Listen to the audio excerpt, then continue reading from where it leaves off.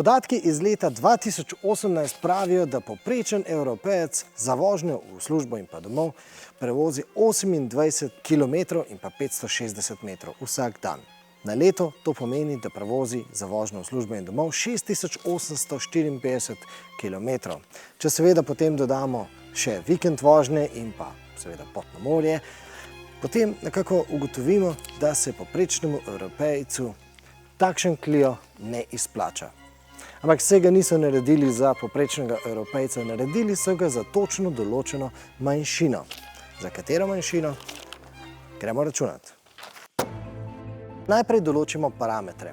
Če ima bencinski turbo Clio porabo približno 5,5 litrov, takšen dizelski Clio ima porabo 4 litre. Tudi manj, 3,8 smo nekako zabeležili na 100 km.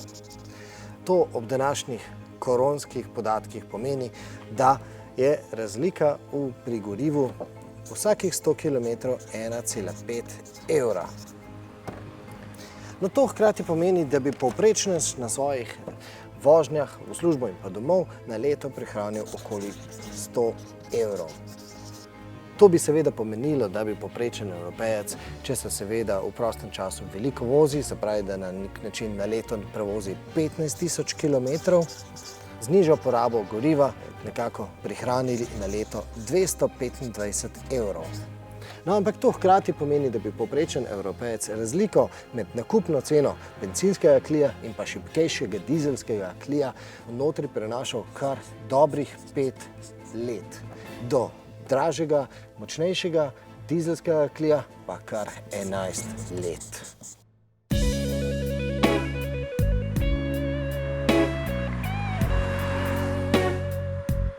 Seveda ima tale naš izračun številne luknje.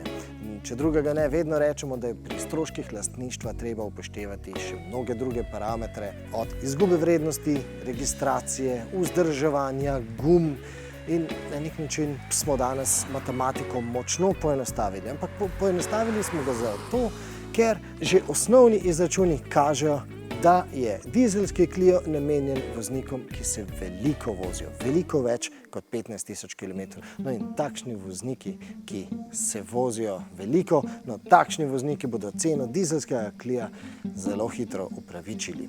No in za kakšne voznike seveda gre? No, tudi v Sloveniji imamo voznike, ki se redno vsakodnevno vozijo, naprimer v Ljubljano iz Kočevja, iz Trbovelj, Postojne, Idrije, iz Velenja, iz Luč. No in takšni vozniki prevozijo na dan tudi po 200 km in več. Seveda, spet enostavna matematika, oni že vsak dan lahko privarčujejo samo na podlagi razlike v porabi goriva, pa tudi po 3 evre in več. Ali pa za kakšne trgovske potnike, no, ki se dnevno vozijo od lekarne do lekarne, od obrtnika do obrtnika. No, takšni potniki ponavadi dnevno prevozijo tudi 300 km, pa tudi do 500 km.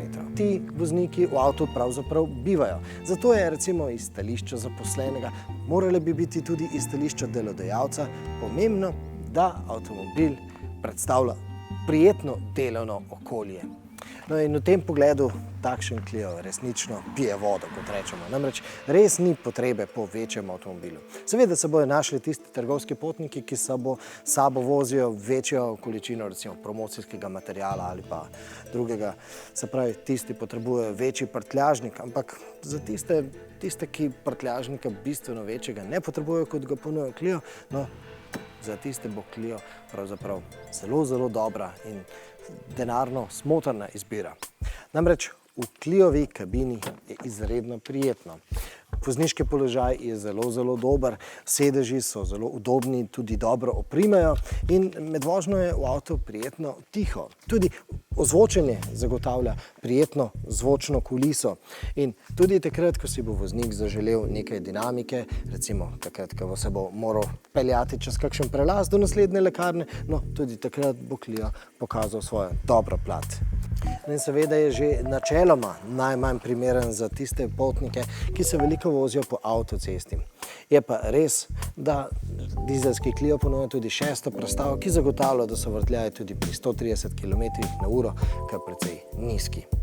No, ampak kakorkoli, naj bojo dizeli danes še tako zelo osovraženi, ampak za določene poklice, za določene poti, za določene potrebe so danes še vedno najbolj smiselna, najbolj denarno smotrna in najbolj pametna izbira.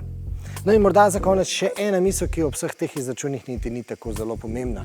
Namreč dizelski Clio ima motor, ki je zelo, zelo miren, nobenih trsljajev ni čutiti in v resnici tudi noben sopotnik ne bo vedel, da se z vami vozi v dizelskem Cliu.